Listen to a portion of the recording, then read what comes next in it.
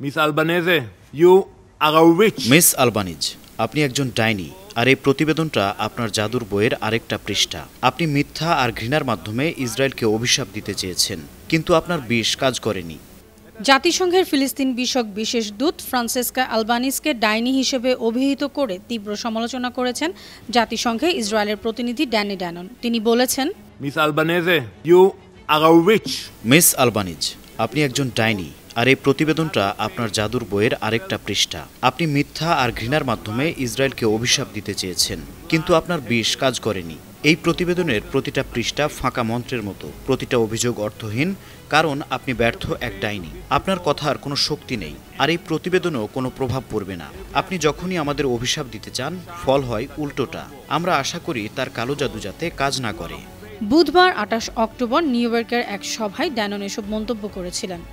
ড্যাননের এসব মন্তব্যকে উড়িয়ে দিয়ে আলবানিজ বলেছেন, যদি আমার মন্ত্র পড়ার ক্ষমতা থাকতো, আমি সেটা প্রতিশোধের জন্য ব্যবহার করতাম না, বরং আপনারা যে অপরাধ করেছেন তা চিরতরে বন্ধ করার জন্য ব্যবহার করতাম। I would use it to stop your crimes once and for all. Danon আরও অভিযোগ করেছেন, Yet this report makes no mention of Hamas's atrocities. আলবানিজের প্রতিবেদনে হামাসের কোনো অপরাধের কথা নেই। 7 অক্টোবরের হত্যাযজ্ঞের কোনো উল্লেখ নেই। ইসরায়েলি জিম্মিদের নির্যাতনের কোনো কথা নেই। গাজায় হামাসের কাছে সাধারণ মানুষের মৃত্যুদণ্ডের কোনো উল্লেখ নেই। মিস আলবানিজ সত্য লুকান, সন্ত্রাসীদের সমর্থন করেন এবং শিকারদের দোষ দেন। তিনি দোষী, খুনি ও ধর্ষকদের ফিলিস্তিনি বন্দী বলছেন। তাদের তুলনা করছেন নিরীহ ইসরায়েলি জিম্মিদের সঙ্গে।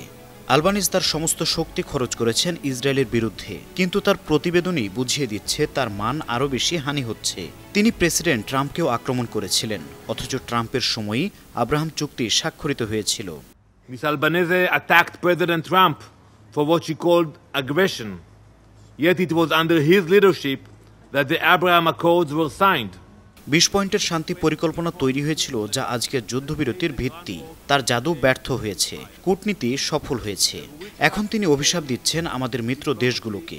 যদি তার অভিশাপের মানে হয় শান্তি রক্ষাকারী সম্পর্ক ভেঙে ফেলা বা কূটনৈতিক ও অর্থনৈতিক সম্পর্ক ছিন্ন করা, আমরা শুধু আশা করি তার জাদু আবারও ব্যর্থ হবে।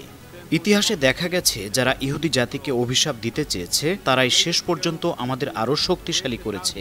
তাদের ঘৃণা আমাদের ধ্বংস করতে পারেনি, বরং আমাদের মনে করিয়েছে আমরা কে।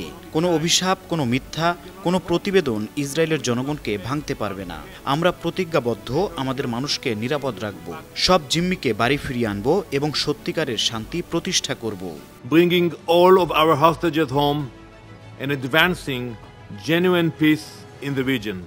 আন্তর্জাতিক ডেস্ক, বানো টিভি।